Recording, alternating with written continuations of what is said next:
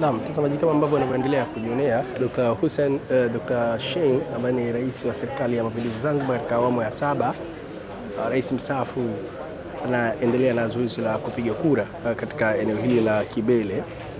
Na nikueleze tu kwamba leo, kama ambavyo unafahamu, tarehe 29 ya mwezi huu wa 10, wa Tanzania na Wazanzibari wote kwa ujumla wanaendelea na zoezi la upigaji wa kura katika kutimiza ile haki ya kimsingi kabisa ya kila mwananchi kumchagua kiongozi amtakaye.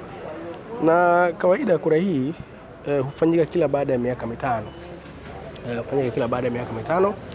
Kwa maana hiyo wananchi mbalimbali wanapata fursa ya kushiriki katika zoezi hili la kura.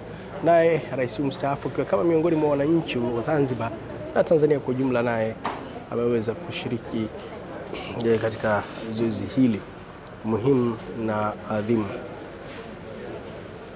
Wanaendelea pale kupata maelezo, kiwemo pia kuweka ile alama ya kuonesha kwamba ameshiriki zoezi hili la upigaji wa kura.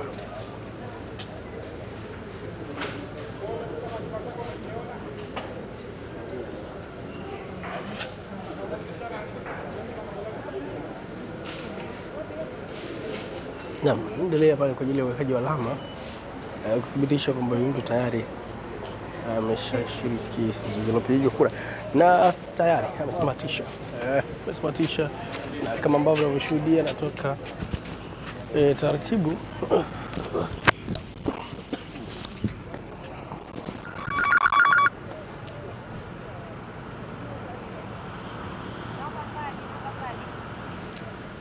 anatoka taratibu katika eneo hili, ikiashiria kwamba tayari ameshatamatisha zoezi la upigaji wa kura.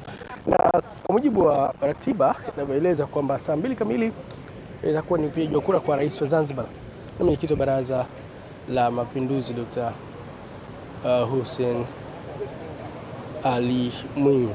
Naam, tupata nafasi ya kuweza kuzungumza naye. Utaratibu kama kawaida mzuri sana, hajatokea wakati utaratibu kama mbaya. Na mimi kama kawaida nimeridhika sana vile vile. Mimi nimetumia muda mfupi na mimi na wenzangu tutatumia muda mfupi vile vile. Na wewe una wito gani kwa wananchi na wapigaji kura katika swala zima la kutunza amani iliyopo katika nchi yetu? Wananchi kama tulikuwa tukiwakumbusha wakati wote kwamba wana haki ya kutunza amani yao. Amani ni jambo la lazima. Maana Mwenyezi Mungu kalielekeza hili, na kwa hivyo sisi tunapaswa tutunze amani saa zote. Uchaguzi jambo la kidemokrasi, ni jambo la maendeleo, si jambo la vurugu. Mtu anapotafuta maendeleo atakafanya kwa amani, sio afanye kwa hasira na bugudha na kila kitu. Kwa naambia wananchi waendelee kuwa na amani, sio wakati wa uchaguzi, baada ya uchaguzi, na katika maisha yetu yote. Na walikuwa hawajaja hapa waje mapema sana, waje wapige kura zao kwa mapema, alafu wakapumzika nyumbani.